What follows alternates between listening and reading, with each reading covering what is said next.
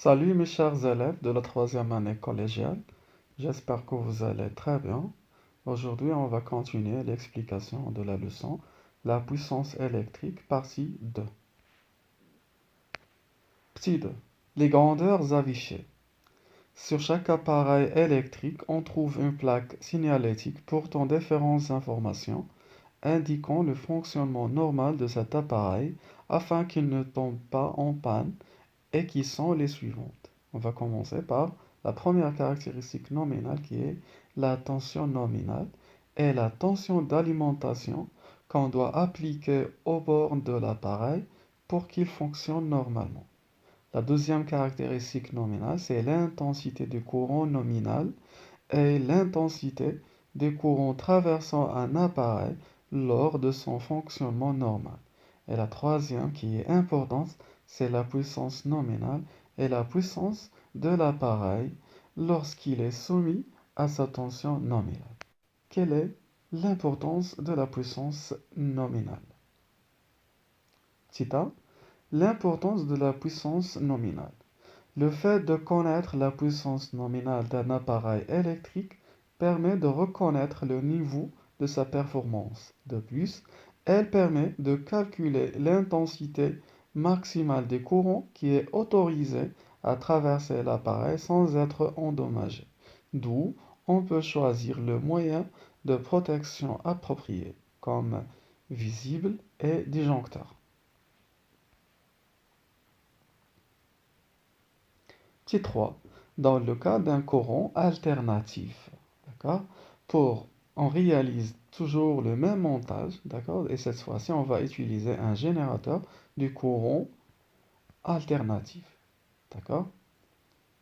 On va utiliser les deux lampes L1, L2. Cette fois-ci, dans le cas d'un courant alternatif, il y a deux sortes de tensions. Il y a une tension efficace mesurée par le voltmètre.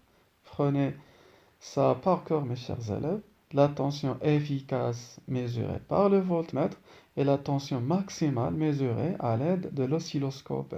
Vous vous rappelez, l'oscilloscope l'année dernière, elle sert à visualiser la variation de la tension en fonction de temps, d'accord? Et ici, dans notre cas, on va utiliser uniquement le voltmètre qui sert à mesurer la tension efficace, UE, d'accord? UE. Et bien sûr, l'intensité du courant aussi. Il y a l'intensité du courant efficace mesurée par l'ampère-mètre, IE, d'accord? Et on calcule le produit U efficace fois I efficace, c'est-à-dire UE fois IE, et on observe que le produit UE fois IE, c'est-à-dire U efficace fois I efficace, est approximativement égal à la puissance marquée sur les deux lampes.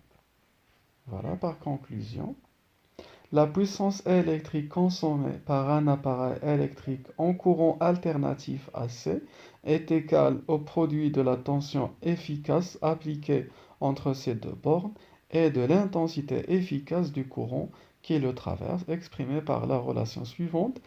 P, la puissance, est égale U efficace fois I efficace. D'accord? U efficace mesuré par le voltmètre, I efficace mesuré par l'ampère-mètre. D'accord? Et dans la classe, on va voir comment trouver l'expression de la puissance en fonction de U max et I max. Vous cherchez, d'accord, mes chers élèves, vous cherchez quelle est la relation entre U efficace et U maximal, et aussi I efficace et I maximal, d'accord? Dans notre cas, on va se contenter de la relation P égale à U efficace fois I efficace. P, c'est la puissance électrique consommée en watts. U, c'est la tension électrique efficace entre les deux bornes de l'appareil en volts. V, I, c'est l'intensité efficace du courant électrique traversant l'appareil en ampères A. Voilà. Remarque très importante. La relation P égale à U efficace fois I efficace est valable uniquement pour les appareils utilisant toute la puissance reçue pour produire de la chaleur, c'est-à-dire les appareils de chauffage. D'accord? Cette relation P égale à U efficace fois efficace est valable justement pour les appareils de chauffage, à savoir le fer à repasser, radiateur, lampe. D'accord? On ne peut pas appliquer cette relation pour un réfrigérateur parce qu'il travaille à l'aide d'un moteur. D'accord? Donc, P égale à U efficace fois I efficace est valable seulement pour les appareils de chauffage. Grand 3, la puissance électrique consommée est développée par un appareil de chauffage. Définition. Un appareil de chauffage est un appareil qui se constitue d'un conducteur ohmique de résistance R. Au cours de son fonctionnement, elle est soumise à une tension efficace U, E est traversée par un courant d'intensité efficace IE.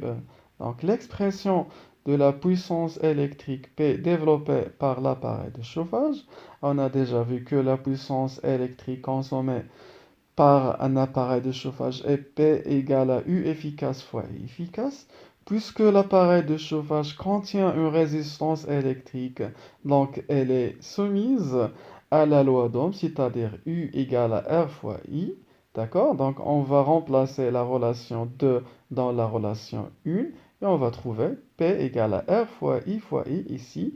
On a remplacé la place de U par R fois I, on trouve P égale à R fois I carré.